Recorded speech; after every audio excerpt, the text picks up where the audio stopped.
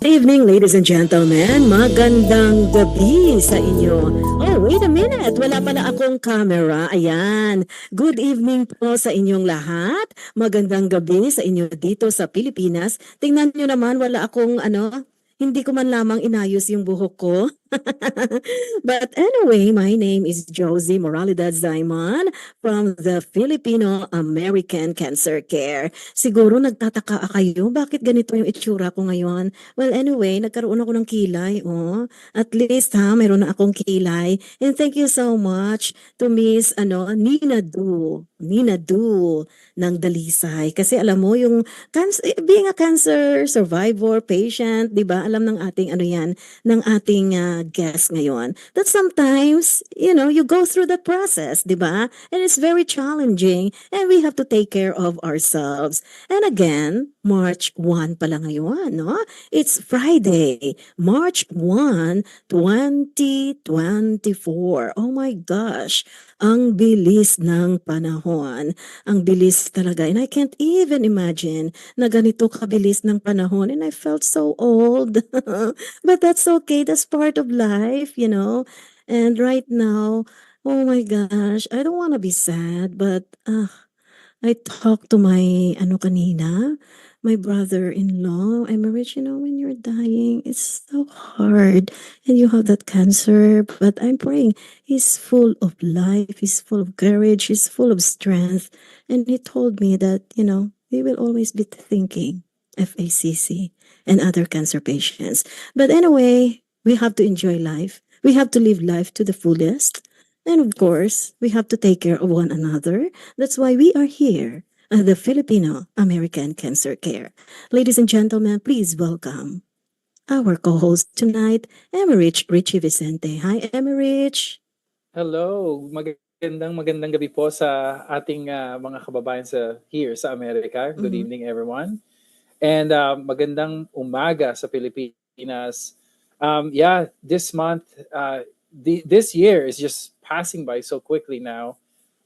It's March 1st, and also a lot of people are wearing blue today because of the colorectal cancer awareness. So yes. And by the way, Emerich, a condolence sa pagkawala ng yung aso. Tell us something about your dog. Thank you so much. So I had Grace for 13 years. We adopted her when she was like 5 weeks old. So she's like my daughter, right? And then she was diagnosed with cancer. And she survived it. We did a surgery right away, almost over a year ago, and then it came back with a vengeance. It's sorry, I'm getting emotional. I know. I don't look at dogs as animals. I look at them as humans. And minsan yung kanilang puso, no? Napakaganda ng puso ng mga aso kesa sa tao. It's very difficult. It's very difficult to lose your pet, your family member, and she passed away at home. So she just died, so it was really hard. But you know what? I'm thankful that I didn't have to make a decision about putting her to sleep or things like that. But yeah, she was with my parents, my mom and my dad, and my cousin. So now, not about a week and a half ago, I picked her up from the crematory, and I have her here at home. Yeah. Yeah. So I know she's happy and She not will thinking. always be your guardian angel, Yeah. Emerich. Thank you so much. Okay. Now, before we introduce our special guest tonight, who is one of our cancer patient beneficiaries, Emerich, we are here to Yeah. inspire, educate others, and to share, whatever we have in our life. Because sabi nga nila, yung purpose ng tao sa mundong ito is to make a difference and to care for others. Now, Yeah. Emrich, would you like to tell them about our upcoming event para sa Filipino American Cancer Care? So this month on the 17th, we're gonna have a beneficiary who's 12 years old, right? Very young, who's battling cancer right now and needed a bone marrow transplant. Mm-hmm. So our fundraising for that is we're gonna be selling gowns, evening gowns at that event. So we hope that you can attend. It's coming up uh, on the 17th again this month. And the venue, I don't have the venue. The venue Okay. is Would you like me to in, tell them? yes, please. Okay, sa mga nanonood po sa atin o nakikinig dito sa PHLV Radio in Las Vegas, and of course, we could also be heard on Spotify, YouTube, and sa Facebook ng PHLV Radio. The Filipino American Cancer Care is going to have this couture gowns and dresses, sale for the benefit of the cancer patients in the Philippines and here in the United States. Maraming nagtatanong sa akin. Sabi nila, wow, siguro ang daming pera ng FACC. Because we have our office now. But to tell you the truth, hindi po nandyan sa website namin. And the reason why deficit kami, kasi we give away money to Everything. cancer patients. But anyway, the reason why we need to do this, kasi kailangan namin ng operational expenses, and not only that, ang dami pong mga humihingi sa amin ng tulong. And of course, we are trying to, find sponsors and donors para po sa Filipino American Cancer Care. In that way, we would be able to help more people that, that were impacted by a cancer. Now, going back to this event, in honor of the colorectal cancer awareness month, in partnership, of course, with the Filipino American Ministry of St. Michael, the Archangel Church in Silver Spring, Maryland. Alam mo ba to, Emerich? Kung nasaan Yeah, tong simbahan na to? Have you been I in this do. church? I have Yeah. been to the church, yeah, kasama ng family ko, yeah. Yes. And maybe your mommy and daddy could come. Nandito pa ba sila? Yes, ma'am. Oh, I miss your mom and dad. So, FACC will host a couture gowns and dresses sale to support cancer patients. And this special event is scheduled on Sunday, March 17, starting at 3:30 p.m. Ang address nito nasa Facebook page ng Filipino American Cancer Care, 805 Wayne Avenue, Silver Spring, Maryland. And FACC will offer a variety of dresses, gowns, Filipiniana, barongs, and suits created by. Nandito, Emerich, ha? Nandito yung mga damit. Nandito na sa akin. Wow. From Carl Andrada, Edwin There. Uy, Jay Lyson, and of course, magbibenta tayo ng mga branded clothing items from Ted Baker, Chanel, Lily Pulitzer, Vince Camuto, and yung mga sizes, they range from 0 to 14. So, we're going to have this, para po sa inyong lahat. This Imagine is mo for yan, everybody. This is for alam mo, everybody. Emerich, Sizes ako ang 0 dami to ko 14. talagang damit. But I was not able to wear some of them because of my cancer treatment and I gained Yeah. weight. Mayroon pang mga price tag yan. Hindi ko talaga sinuot. Now I'm going to sell them para sa Oh, good. FACC na event. Wow. Ikaw, Emerich, ha? Marami kang mga damit. I do. I do. So But are the you only going to thing sell is, some? yeah, but the only thing is they don't have the tags anymore. So yeah, It doesn't matter, Emerich, di ba? Alam mo sa Amerika, walang basura eh. oh my Emerich God. ha, meron ka nun. Anyway, now let's go to our special guest tonight. Emerich, do you have the bio of our cancer I do. beneficiary and our special guest? I do. So I'm really glad, and it is my honor to introduce our guest tonight.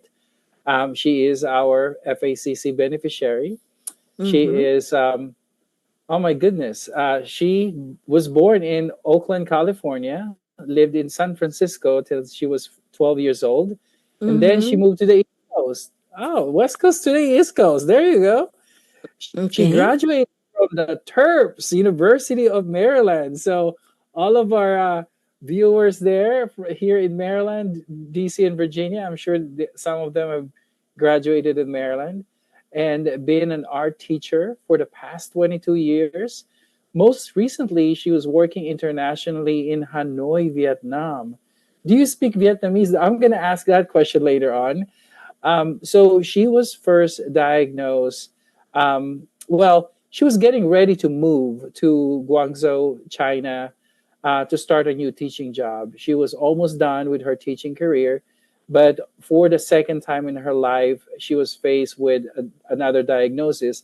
Her initial diagnosis of cancer occurred in March of 2017, and that's when she was diagnosed with stage 2 hormone positive breast cancer.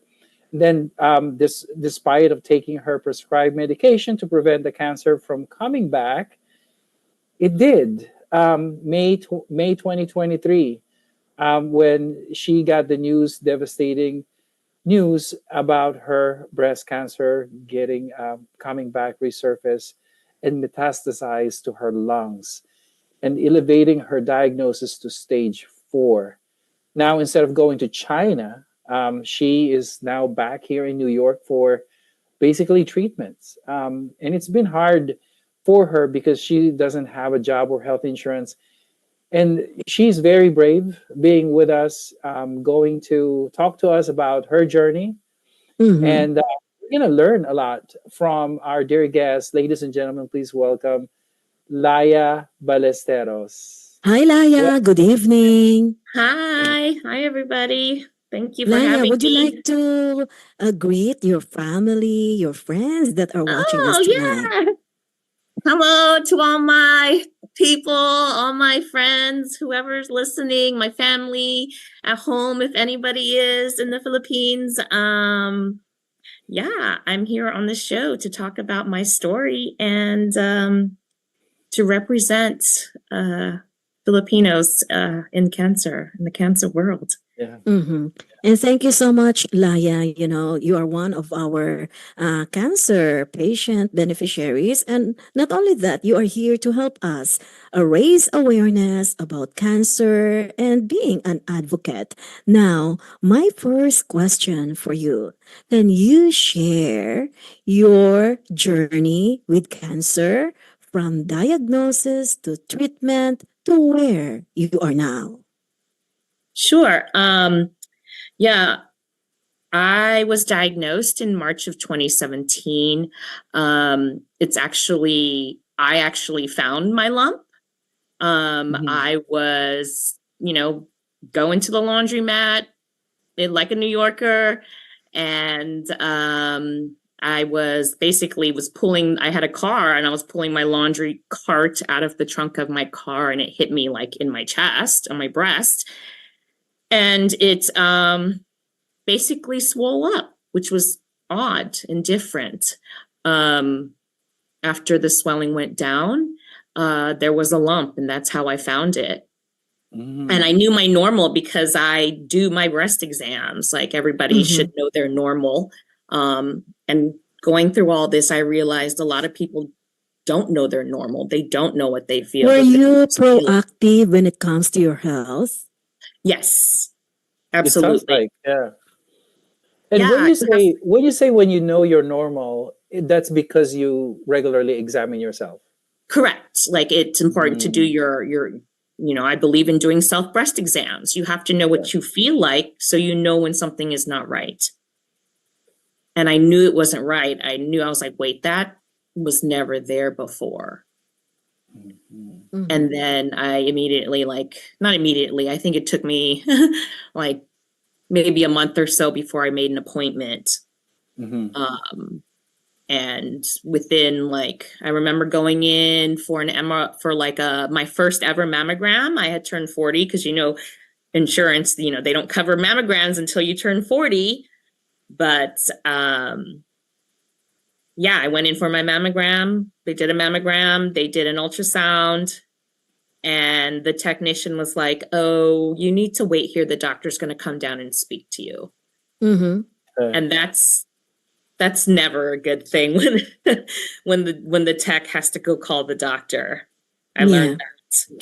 So what is it like for you? How would you describe that moment? Because seeing you right now on screen, I can see a woman of substance, of courage, a woman who's not afraid of everything. I don't know if I'm correct to describe you that way. I mean, I would like to. It's taken me a long time to get to this point in my life. To feel courageous, to feel strong. But my first cancer diagnosis was my wake-up call. Yeah. It was an incredibly transformative experience for me. I think the biggest lesson I got out of all of this was that I found my voice. I learned to advocate for myself and for other people. Because when you're in the cancer world, people will walk all over you. I was very fortunate. Yeah. You have to really, if the doctor doesn't say something you don't like, you have to speak up. And people don't know that you can speak up. Yeah, because they feel the authority is talking to them, and there's no, just going back to that. So they call the doctor for you, to say something. Yes. And how was that feeling? What was that emotion look like? I'm kind of not one in a way to hold back to with doctors, and I look at the tech and I'm like, what's wrong? Something's wrong. I see it on your face. And they're just like, calm down. Yeah, I could see that you would react that way in the beginning. I was like, why do you need to call the doctor? You're lying to me. I know it. Yeah. So the doctor came in and was like, I really want to get you back in here right away. Maybe even tomorrow. This looks suspicious. Okay. And I was like, suspicious of what? Uh-huh. And I knew it. He was like, cancer. And I was like, yeah. But they didn't tell you the C word, huh? They did not say. He's like, it looks suspicious. That's all he could say. So let me ask you this, and to you as well, Ate Josie. Why is that? Did your doctor say the C word, the cancer, on that first diagnosis? Why are they holding it back? Because the first thing that you have to deal when you have a cancer is your brain, your reaction. Yeah. And you don't want to have a heart attack. You don't want anybody to pass out. And then all of a sudden it's not, and then if it's benign, then okay, I get it. It's just, I don't know. I feel like for me, tell me. And then if it's then say suspiciously cancerous, but we're going to have to do something. Well, because average most of the time, doctors, they have to validate everything, right? Yeah. And not only that, they want to make sure, you don't want to tell a person when you say about cancer, when you say that word cancer to anybody, like for example, Laya, when you found out you have a cancer, what was in your mind? The first thing that was in your mind? Because you had to go back. Yeah, I was like, this is not real. This is like wake me up, like I'm dreaming. I felt numb. I think I felt like I floated through life the next few days, you know, like just trying to process it all. Like this isn't happening, you know? Mm-hmm. You're in the state of shock. You don't even It's know how like to pure react. shock. Mhm. Wow. So how did you tell your parents about it? And who was the first person who was able to know it? Oh gosh. You know, it's crazy because so much of that year is such a blur, Oh gosh. right? That was 2017. Yeah, but like Yeah. going through a traumatic event like that, it's like you lose time. You can't Yeah. remember a lot of things. Right? Kind of like COVID, like when the world shut down. Yeah, but that was before COVID. Yes, but still, it's a traumatic event. When people go through traumatic events, you can't always remember everything. So I'm trying to think, like, who did I? It was maybe my best friend. I think my partner at the time, my boyfriend at the time, was obviously the first person to know. Yeah. What We was were his living together. reaction? Oh, I mean, we just couldn't believe it was happening. Like, this is not real. Do you have a family history? No, we have no family history, as far as we know, of cancer. And, you know, we did the genetic testing, and it's all negative. So. And how about, so I know you mentioned earlier you have siblings. They're all female or male? I have three sisters. 3 sisters. Have they started, you know, looking, you know, self-exam and mammogram and all that stuff? Or they're still young? I'm number 2 of 4. My oldest sister will be 49, and my youngest sister just turned 40. They do, they do. Any woman who is in my life, and men too, because men get breast cancer. Let's not forget that. We do. You know, I ask about, like, do you do your breast exams? Do you know you're normal? So I became a huge advocate for it, especially after my first diagnosis. I was like, and that's what I mean. Like, I was shocked to find out that many people do not do this, or like weren't doing it. Okay. Here's the thing. Initially, you battled stage 2 breast cancer in 2007. 17. But 17. And despite of, you know, you're taking all these medications to prevent the cancer, I'm sure you were taking the tamoxifen, right? Yep, I was taking tamoxifen. And you know how bad that is. Yeah, monthly injections too. Of course. Yeah. But then, you know, to prevent the cancer from coming back. But then on May 26, 2023, you received the devastating news that your breast cancer had resurfaced, metastasizing to your lungs, elevating your diagnosis to stage 4 in 2023. It's not even a year ago.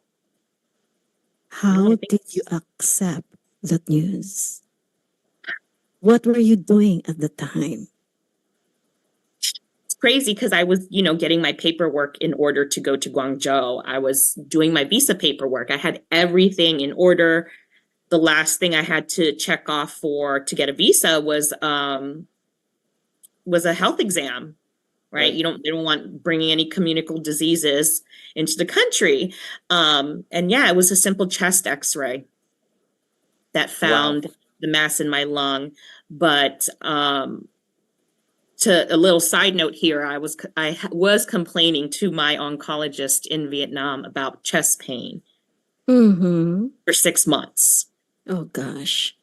And I thought, like, you know, maybe it's like acid reflux. Maybe it's all, so I was going to all these doctors trying to figure out like what was wrong with me. And I was like questionably ill in like the November of 2022. And the doctor was like, your blood work's off. Like, something's not right. But I got better. But I was sick, but no one knew I was sick. And then come May and like this pain and doing all these, like seeing all these doctors to try to figure out what's wrong. It was a simple X-ray Wow. that found the mass. Mm-hmm. And luckily, where I went to go get my health exam was the same clinic that all the teachers, because I arrived in Vietnam in 2021 to start teaching there. They all sent us to the same clinic and we all had to do the same exam, and they had a chest X-ray from me from 2021. And so they were able to compare the two X-rays, and it's very clear. Something's there. Yeah. Yeah. Wow. And for so you've been teaching for 22 years. Yeah. I just finished my 22nd year. Okay. Wow. Congratulations on that. Thank you. I didn't finish the last week of school because I rushed back to America, but to start treatment, but Yeah. it still counts. It still counts. It still counts. Yeah, it still counts. So Yes. I said earlier during the introduction, I'm gonna ask you. Yeah. So you go into these countries, languages. You speak all of these languages. That is a negative.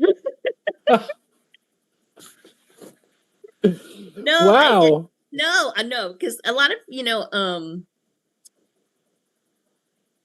I taught at an international school, so instruction Okay. is taught in English. Oh, you were Ah, teaching English in other countries. No, I was not teaching No. English. I'm Oh. an art teacher. I'm an art teacher. Oh, you Art are a teacher. teacher. Yeah, I was teaching middle school art when I was in Yeah. Vietnam. And But this international school, the instruction is English. yes. Mhm. Yeah. What So- do you Because I what do cannot you speak Vietnamese. miss, Naya? What do you miss most about your life in Vietnam or other countries? Well, Vietnam was the first country. That was my first stop on this whole new journey in my career. Mm-hmm. And I couldn't, I had to come back. But what do I miss the most? I miss the people. I miss talking to random people, like locals, if there's, I met some locals who can speak a little bit of English, and I tried to learn as much as possible. It was really, really hard, but I was Yeah. able to communicate, and I met some really great people. And I love stories. I love storytelling. Mhm. And I love to hear people's stories and how they ended up where they are and all of that. And that's what I think I miss the most in my travels. Have you abroad. met someone who has a cancer while you were living in Vietnam? I met the only person I met in Vietnam, when I think about it, is my hairdresser's mother.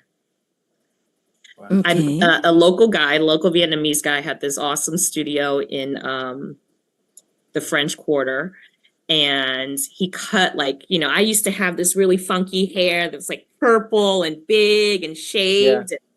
Like it was like my thing. And I finally found someone who knew how to cut my hair the way I wanted it, especially when you're like shaping it up in the back and to make it look like feminine. And he told me, he was like, my mom has we somehow connected. And he told me, and I was like, I had breast cancer and she was metastatic. And at that time I wasn't. Yeah. Mhm. And I just remember my hairdresser translated to me what his mother had said to him, was like, said like, I hope to have to be healthy and have your energy Yeah. again. And I thought, oh my God, that's so sweet. And then here I am, metastatic now. So I do remember her. Mm. Okay. A follow-up Yeah. question. What Sure. have been the most challenging aspects of dealing with cancer, both physically and emotionally? The hardest part physically are all the changes and unpredictable things that happen to your body. I never know how I'm going to feel. I try to find some type of pattern in my cycle of meds. it also like ages you, the medicine that I'm Mhm. on. So my body just feels like it hurts all the time. That's right. And you gain Right. weight. And yeah, you gain a little weight. Mhm. And then, And sometimes you don't have energy to move. You don't want to exercise. no, and then it becomes, it's a mental thing too. The hardest part of all of this is the emotional Mental. impact that it has on me and like the people around me. Mhm. But like personally, Yeah. how do you continue to live a meaningful life after getting a stage 4 diagnosis? Mhm. That's Have there been moments where crying has been like a helpful release or expression of your feelings? absolutely, absolutely. I don't hold back my crying. I believe that if I hold it back, it's toxic. If I Mhm. need to if I need to cry, if I'm walking down the street and I get a really terrible thought and my mind wanders into a dark abyss and I start crying, or like I'll cry, then I will cry right in front of That's people right. there. Because we're humans. We have emotions. Yeah, I Right. don't like, I learned through through my care team and throughout, this whole process that allowing yourself to feel what you feel in the moment is one of the most important things you can do So as far as staying healthy. how do you navigate and cope, with difficult emotions like sadness or frustration during this cancer battle? Um, well, I have a great support team, whether it That's be, good. my sisters or my girlfriends. I also have therapy. I go to therapy. And I go to Sloan Kettering, and at Sloan Kettering, they have oncopsychologists who are like, they're specially trained just dealing with cancer and the psychology Mm. of cancer. Wow. Yeah, it's incredible. I wish I'd known about it back in my first, diagnosis back in 2017. But this practice at MSK is phenomenal. So I have that. I also have another psychologist who does just regular therapy, not cancer therapy. Uh-huh. And I was very adamant about finding a Filipino psychologist, and I found one. So, it makes the world of a difference. Representation matters, and the weight of the words that she says carries a lot more, especially, with my identity. Yeah. And so sometimes I do have, really sad moments where I don't want to talk to anybody, where Mm-hmm. I don't want to be around anybody. Mm-hmm. You You have know, some mood swings. yes, Yeah. absolutely. Yeah. Is there any, I'm just wondering about this, since you are an art teacher, Mm-hmm. have you used art on your own Oh, yeah, journey? absolutely. Yeah. It's part Tell of me about my it. healing process. I Sometimes it's really hard to get out on paper, like in a drawing, what I'm thinking or feeling. I might even use words. Yeah. I've done a lot of writing. My current practice now, my personal art right now is incredibly dark. Um, Sure. but I feel like I have to get this dark part out before the light can come, you know? Mm-hmm. Exactly. And so like Picasso had his blue period. I have my dark era. Mm. Do you like to paint? I love to paint. I started with oil painting as far as my training early on in undergrad the beginning of undergrad was when I started the oil. I prefer oil over acrylic. I don't understand acrylic. Dries too fast for me. And I Mm-hmm. can't work with it. But I love to paint. I haven't been painting though in a while. I do lots of other things that I love, mixed media, textile art, Mhm. weaving, things like that. Mm-hmm. You know, Emmy Rich, now I found out that she likes to paint. And we Yeah. have this event on October 6th, the fashion show event for the breast cancer. Mhm. Laya, I would like to extend an invitation for you Okay. to showcase your painting during our event. How about that? And you can even sell it, or we can have an auction. Because Um, one person from New York actually is coming here because her daughter passed away from cancer, and before, when her daughter was still alive, she likes to paint. Now she wants to, help FACC as well, and she said that I would like to share the arts of my daughter because she has a lot of that's wonderful. arts. Yeah. So just think about it, just in I'll think case. about it. Yeah, just in case. And with all this experience you have right now, have you found any silver linings or unexpected blessings in your cancer journey? Whew. Silver linings in cancer journey. Um, you know,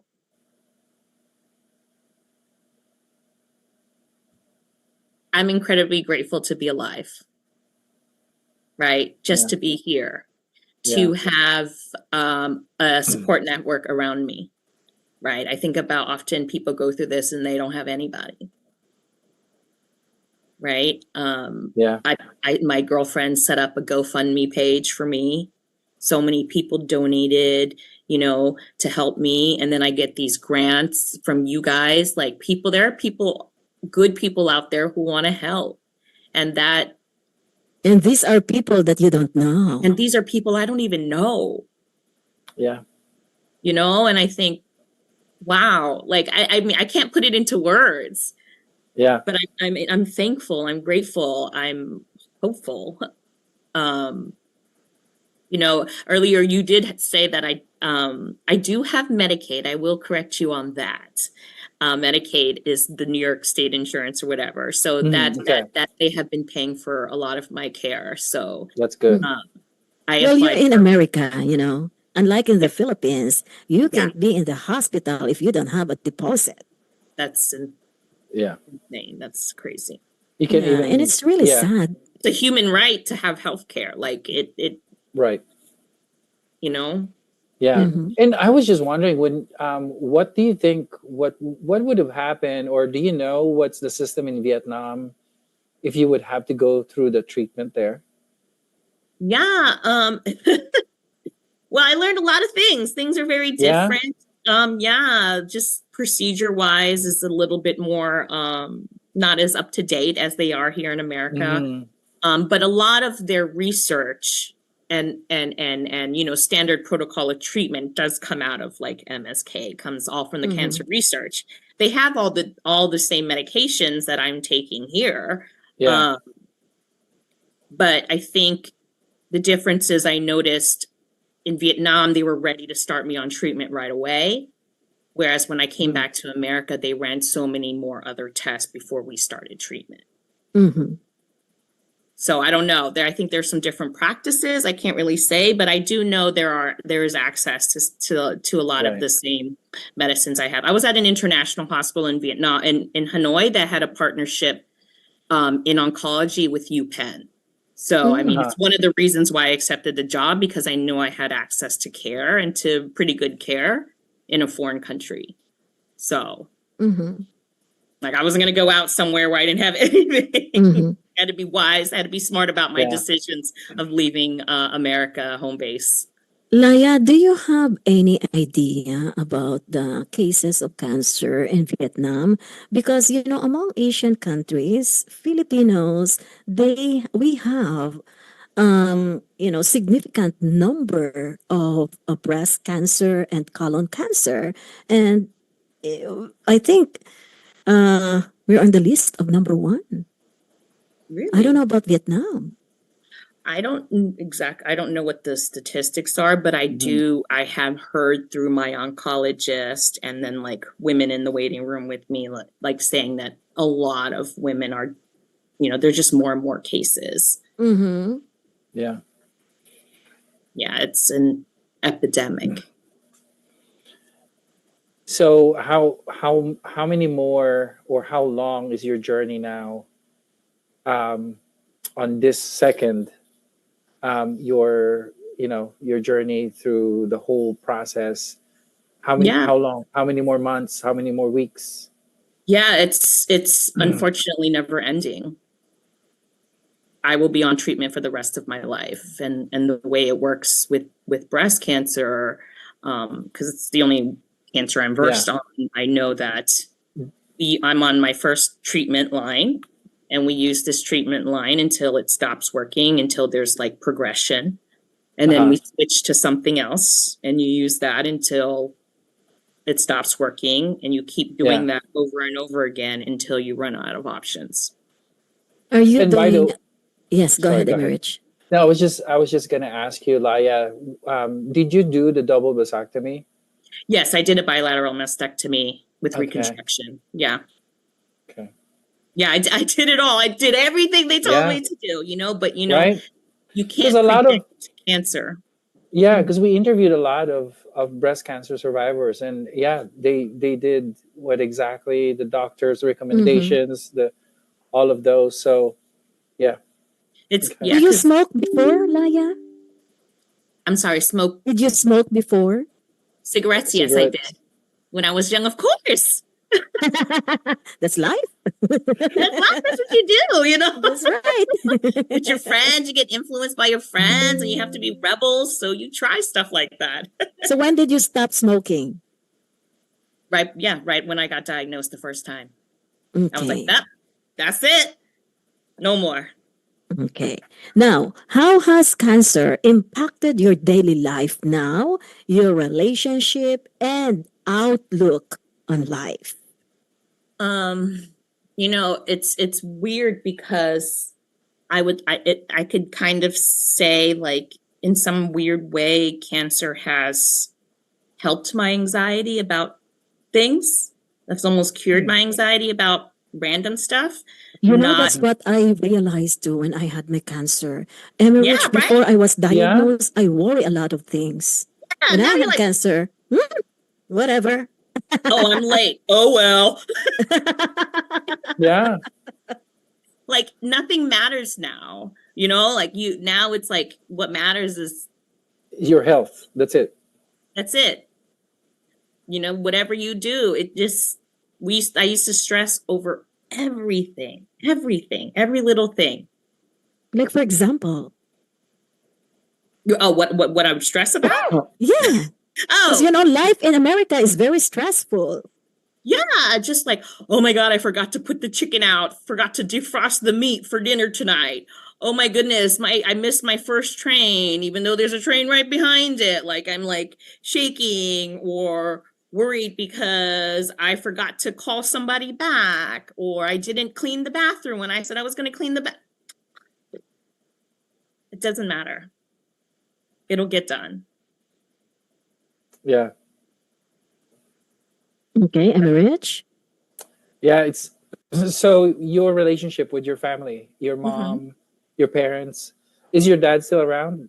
Yes, both my parents are still here. Both of your Yes. parents. So do you Yes. think your relationship now is, closer with your family? Yes. Yes, I think it's definitely, I think, naturally as you get older, you come home, like, just your relationship with your parents kind of evolve. It's not easy. It's always a work in progress. Just explaining things and understanding, our understanding of my disease. Yeah, there's a lot of, things we work on. Because I think one of the hard parts is balancing this what do you call it? Bicultural, or I balance two cultures, right? I'm American, but I'm also Filipino, and my parents are older, and we have lots of different beliefs, and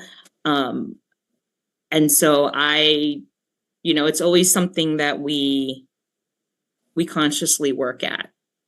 Yeah. Yeah, especially being parents, right?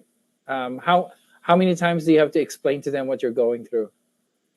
Why you didn't call me back, Laya? Why you Exactly. What are you visit me? Exactly. That's what I'm talking about. So, I move a lot more slowly and more intentionally these days. Mm-hmm. Yeah. Try to take my time, even just like waking up slowly, slow start, quiet start. Have coffee for breakfast, read a book. I'm fortunate enough I can do that right now.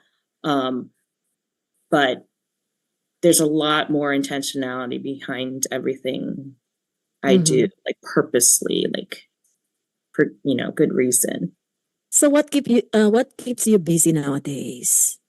What keeps me busy nowadays? That's such a great question. Everyone's like, so what do you do now that you're not really working right now, Laya? I don't know. For like someone who's To be not honest working, with you, when you're not working, you're very, very I'm busy. so busy. That's I how, have like 3 or 4 appointments a week. If I'm not at an appointment, I'm picking up the prescription. Mm-hmm. I set time aside to make art, to write. I still have to do house things like laundry, grocery shopping. I, try to cook as much as possible now. And I don't like cooking, so it's always like this battle with myself. um, so yeah, it's my day to day is busy. It's like weirdly busy. I don't know why. what kind of food do you cook these days? Oh my gosh, what do I cook? Well, my mother just gave me this crock pot for 2. They have these mini crock pots. So I've Right. been trying to find recipes that have no more than like 5 ingredients. Like I can't handle it. Yeah. So I love try to that. do that. Or maybe I'll eat a sandwich. I don't know. Just open macaroni and cheese. Right. And then it's also like New York. So, everything delivers, but also inflation. So it's crazy. So we try to eat at home. I have a roommate. So, Yeah. we have girl dinners, all this random stuff put together. There you go. So, Yeah. Laya, are there any misconceptions about cancer that you would like to address or Ooh. clarify based on your own experience? Misconceptions. One of the things that really kind of bothers me, that does always make me feel okay, is when I have cancer, people know I have cancer, and say they kind of, look at me and are just like, oh, you look great.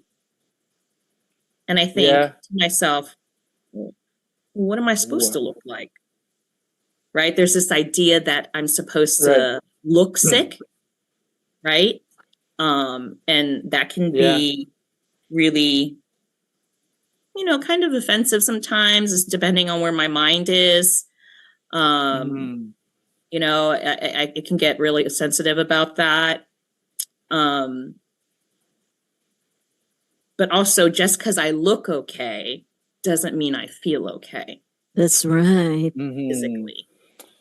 That's very, very strong. Yeah. Yeah. That for me is the hardest, I think. It's like, oh yeah, go back to work now, get that full-time job, get that insurance or whatever, and then but I can't like every day, I don't know. It just thinks like physically it's a toll on my body, and it's that invisible disability thing. I think that's my biggest thing. Mm-hmm. Okay. Last question from your end, Emmerich. Now, I just wanted to ask you about kind of an advice to our, young adults out there, and then of course not the ones that not so young anymore, the Gen Y, the Gen X's, the Gen Zs, the Gen X's. Hey, they all I know, because we're all acting like life is forever and don't care about stuff. So, just your message to our group of generations? My message to everybody is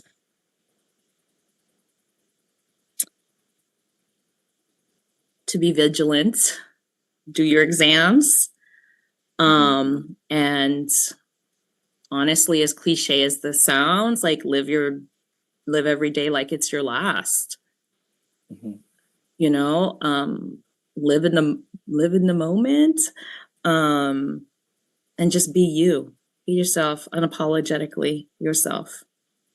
Okay. My question is that what message of hope or inspiration would you like to share with our viewers or listeners who may be dealing with cancer or supporting someone who is, dealing with this horrendous disease?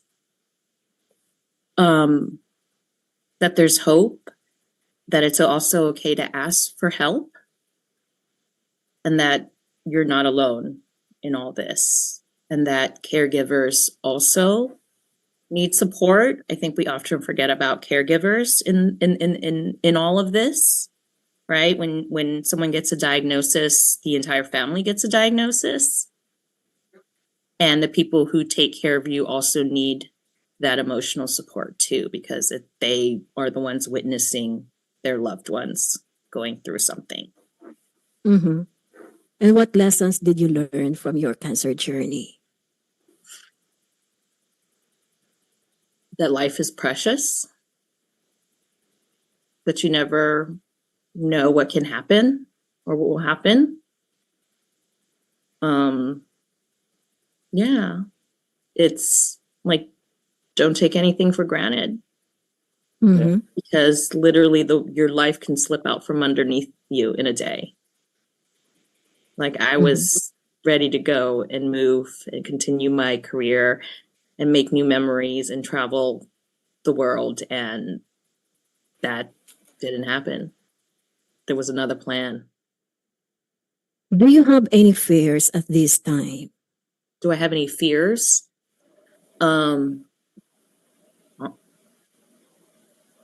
No, I mean, I think this is one of those questions, like when you get a diagnosis like this, like, what are you scared of?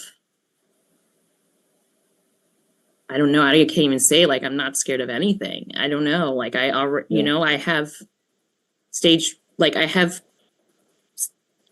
cancer. Am I scared of it progressing? Absolutely. Are you scared of death? Am I scared of death? Am I scared to die? It's a great question. Yeah. I think am I ready to die? Yeah. I can't say I'm scared. Or whether or not am I ready? When I was talking to my brother-in-law, about this, because tomorrow they're gonna put him to rest. You know what he told me? It's time. I'll be okay. Yeah. And I'm ready because he suffered so much. Yeah. And one of the things, like, people say is, oh, they lost their battle to cancer. No, he did not lose. No. He did not lose at all. Nobody And loses. you know what? I also find out that he was able to say goodbye. Some people, they just die without saying goodbye to their families. Yeah. They're making their calls. Like, this is, it's not the cancer defeating me. Well, I always believe, Emerich, again, whenever I give that speech, I always believe with the CAN, the first three letters of the word cancer. We can beat it. We can have a cure. We can make an impact even though you're suffering from cancer. Right. Yeah. And that's one thing that I was thinking, Laya, for you is the legacy, right? Your art, those kids that you touch of your talents and arts, talent and teaching internationally, they're taking you all over the world. right now. Just thinking about Yeah. it. I hope are you in touch with them? Are you keeping in touch with your students or some of your Some, coworkers there? yeah, with my coworkers, yeah, I keep in touch with some of the people in Vietnam. I have a few students who have asked for my email and contact that email Mhm. me. It's really great. Like it always makes me Yeah, cry to of course. hear from Mhm. them. Because they didn't know, they knew that something was wrong and that I had a health Yeah, problem, but they didn't know I was leaving, why I yeah, was leaving. And then, good old social media and the internet, somehow somebody yeah, saw my post Mhm. and they all All found right. it. They all Alaya, found yeah. thank you so much for being Yeah. with us. Lastly, by the way, would you like to acknowledge Kay Habana? She was one of our ambassadors and she donated to FACC. That's why we were able to give you that financial Oh, thank assistance. you so She's much, watching right now. Ivana. I hope one day you'll be able to meet her. She's a Yeah, that soprano would be there in New great. She is York. in New York too. Oh, she Yeah, is. she's in New York City. I really would like you to connect with her. I would love that. And I don't know, Laya, if you would like to also connect with our cancer patient beneficiaries here in the US, we have Yeah. one there, and sometimes they wanted to talk, like Okay. a support group. I will Yeah, give you their absolutely. numbers. Okay. Mhm. That sounds I good. think so. Okay, thank you so much, Thank Laya you so and much for having Emmerich. me. Thank you. Thank Yeah, you. and Thank we you. hope, I'm really looking forward to seeing you in person or meeting you in Yes, person. I hope soon. you're gonna join us on March 17. I hope I can make that. Yeah, Yeah, I hope we can see you in person. But Yes. yeah. thank you so much for being Thank with you so much us. for having me. Thank you, everybody. Thank you, Enrich. Thank you so much. Bye-bye. Thank you so much, Johan of PHLV Radio dito po sa ating radio show on the air with With FACC, FACC Filipino American Cancer Care. Cancer Care. Bye. Bye.